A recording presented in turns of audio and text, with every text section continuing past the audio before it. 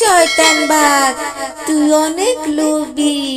আল্লাহ তোকে এত ধন দৌলত দিয়েছে, তারপরও তোর কোনো শুকরিয়া নেই। তুই গরিবের হক মেরে খাস আর গরিবের উপর অনেক জুলুম করিস। আমি তোকে আজ অনেক শাস্তি দিব, এই নে তুই শাস্তি ভোগ কর। ও আমাকে বাঁচাও, আমাকে বাঁচাও।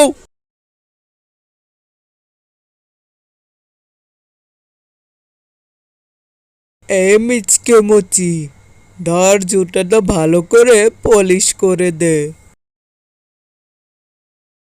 আচ্ছা ঠিক আছে জমিদার মশাই।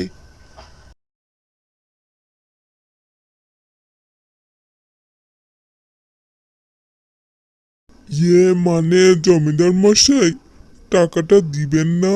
এই যে মিচকে, আবার কিসের টাকা? হ্যাঁ, আমি হলাম এখানের জমিদার। তোর কত বড় সাহস, আমার থেকে আবার টাকা চাইছিস? হ্যাঁ জমিদার মশাই, এমনটা অন্যায় করবেন না গো আমার সাথে। আমি হলাম সামান্য মুচি। এই মিচকে মুচির বেটা, নাকে কান্না করিস না। বেশি বাড়াবাড়ি করলে এই গ্রাম ছাড়া করে দিব, এ আমি বলে দিলুম। মা, আমা, মাগো, কোথায় গেলে তুমি? কি গো মা, তোমাকে আমি এতক্ষণ ধরে ডাকাডাকি করছি, তুমি শুনতে পাচ্ছ না? হ্যাঁ রে, এত ডাকছিস কিসের জন্য? রান্না করছি দেখছিস না তুই? আচ্ছা মা, তুমি আজকে কি রান্না করেছো গো? আমার তো ভীষণ খিদা পেয়েছে। এই তো ডাল আর আলু ভর্তা করেছি, তুই বস, আমি তোকে খেতে দিই। আলু ভর্তা আর ডাল? সব সময় তুমি আলু ভর্তা আর ডাল রান্না করো। তুমি জানো না আমি মাছ খেতে কত ভালোবাসি? তুমি একটা মাছ ভেজে রাখতে পারো না আমার জন্য? হ্যাঁ রে মা, আমাদের হলো অভাবের সংসার, নুন আনতে পান্তা ফুরোয়। আর এই অভাবের সংসারে মাছ খাওয়াটা তো একটা স্বপ্নের ব্যাপার। না না, আমি কিছু জানি না। আমি আজকে মাছ ভাজি ছাড়া কিছুতেই ভাত খাবো না। মা বেলি, শোন, যাস নে রে মা, শোন আমার কথা শোন। আচ্ছা তোর বাবা আসলে আমি বলবো রাত্রে যে তোর জন্য মাছ নিয়ে আসতে। আমার মা আমাকে একটু ভালোবাসে না। একটু মাছ খেতে চেয়েছি, তাও মাছ ভেজে দিল না আমাকে। এই যে সোনা মেয়ে, তুমি এখানে বসে বসে কান্না করছো কেন? কি হয়েছে তোমার? অমন চাঁদপানা মুখে কি কান্না শোভা পায়?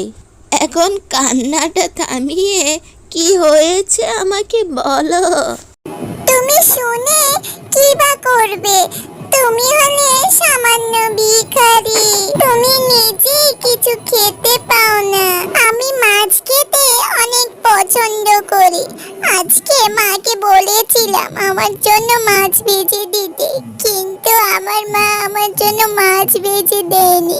মা খুব খারাপ, খুব পচা। ও আচ্ছা, এই ব্যাপার। আমারও যে মাছ খেতে বেশ ভালো লাগে। আচ্ছা মেয়ে, আমি তোমাকে একটা বীজ দিচ্ছি, তুমি এই বীজটা তোমার সাথে করে নিয়ে যাও, আর নিয়ে গিয়ে তুমি রোপণ করো।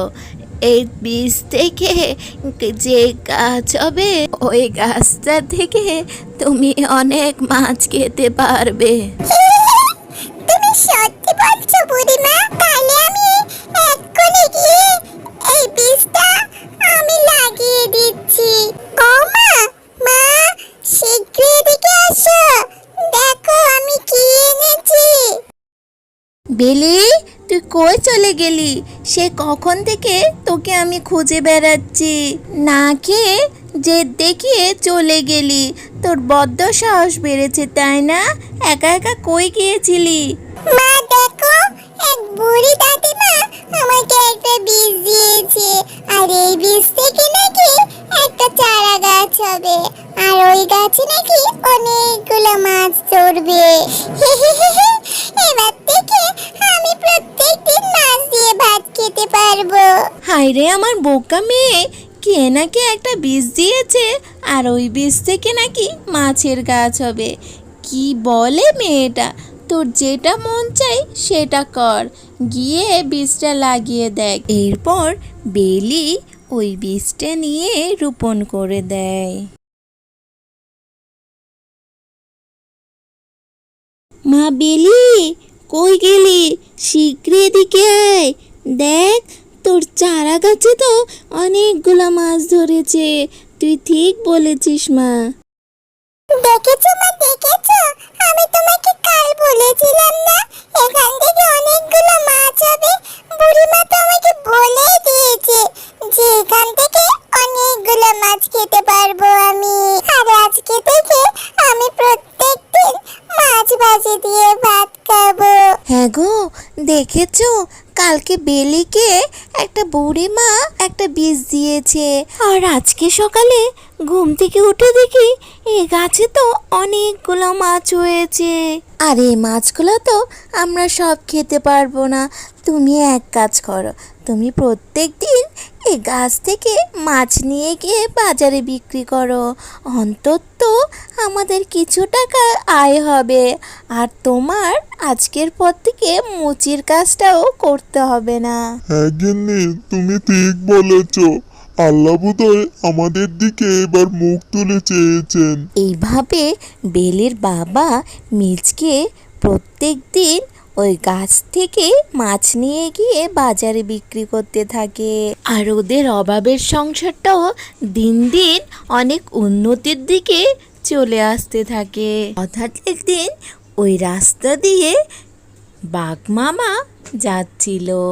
এই বেটা মিচকে মুচিগিরি করে এত বড় লোক হয়ে গেল কিভাবে? এ তো আমি বিশ্বাসই করতে পারছি না। নিশ্চয় কোনো না কোনো রহস্য আছে, আমাকে জানতেই হবে। এরপর বাঘ মহাজন লুকিয়ে লুকিয়ে দেখতে লাগলো যে মিচকে কিভাবে টাকা উপার্জন করছে। ও আচ্ছা, এই ব্যাপার। আমি আজকে রাত্রে এসে এই মাছের গাছটাকে কেটে আমার বাড়িতে নিয়ে যাব, আর এই মাছগুলো সব বিক্রি করে আমি আরো অনেক বড় লোক হয়ে যাব। হা হা হা হা হা।